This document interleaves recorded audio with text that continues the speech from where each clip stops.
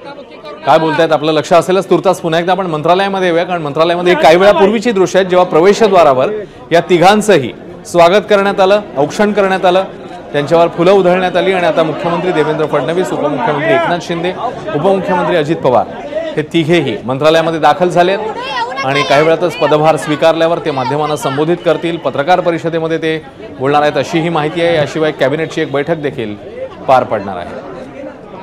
आलेले आहेत आणि ते पुन्हा येत राहतात लोकांच्या सेवेसाठी, महाराष्ट्राच्या प्रगतीसाठी। याचा मला आनंद आहे, गर्व आहे आणि आम्ही त्यांच्या मागे आहोत।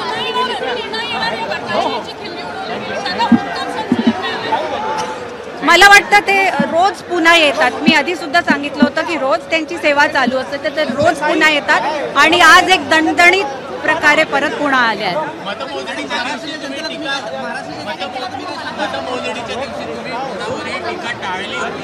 आज काय सांगा, एकूणच पुन्हा आले सांगते आहात, पण एकूणच उत्तर आहे कुठेतरी मी हेच म्हणीन की आपल्या कृतीतून विरोधकांना उत्तर देणं जरुरी आहे। मी हे शिकली आहे स्वतःच्या एक्सपिरियन्स वरून की बोलून उत्तर द्यायची गरज नाहीये, कृती करा आणि उत्तर द्या।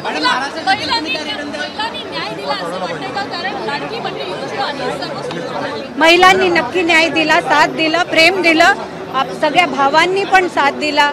आपण जी डेव्हलपमेंट पाहतोय, प्रगती पाहतोय, मुंबई सारख्या शहरात असो किंवा नागपूरमध्ये असो, जी प्रगती झाली आहे, ज्या इन्व्हेस्टमेंट्स नवीन येत आहेत, ज्या योजना आहेत, लाडकी बहीणपासून कित्येक योजना, अन्नपूर्णा, माझी कन्या भाग्यश्री, सुकन्या समृद्धी, हे सगळं काय, हे ह्यांचं राज्यकर्त्यांचं प्रेम आहे आणि लोकांनी तेवढंही भरभरून प्रेम दिलंय।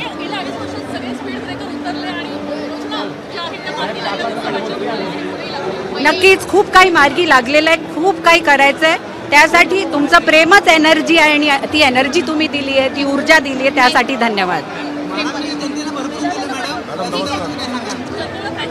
सगळ्यांना धन्यवाद करीन, तुमच्यामुळे देवेंद्रजी आहेत, त्यांची शक्ती आहे आणि आपलं प्रेम त्यांच्या पाठीशी सदैव राहू द्या।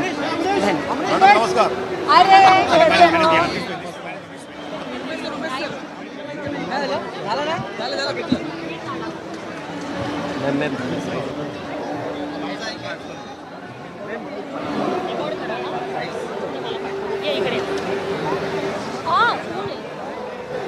अमृता फडणवीस यांनी प्रतिक्रिया दिलेली आहे, आपल्या भावना व्यक्त केलेल्या आहेत शपथविधी सोहळा झाल्यावर आणि आता मंत्रालयामध्ये अर्थातच प्रतीक्षा आहे ती या तिघांच्या पत्रकार परिषदेची। तत्पूर्वी हे तिघेही, जसं आपले प्रतिनिधी निलेश बुधावले यांनी सांगितलं, पदभार स्वीकारतील, मुख्यमंत्री, उपमुख्यमंत्री आणि त्यानंतर पत्रकार परिषदेला संबोधित करतील। थोड्याच वेळात कॅबिनेटची बैठक देखील प्रस्तावित आहे, नियोजित आहे।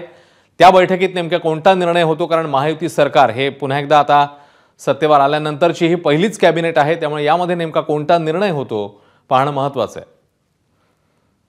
तर काही वेळापूर्वीची ही दृश्य जेव्हा या तिघांचंही मंत्रालयामध्ये आगमन झालं आणि आता पदभार स्वीकारून नंतर हे तिघेही पत्रकार परिषदेला संबोधित करणार आहेत।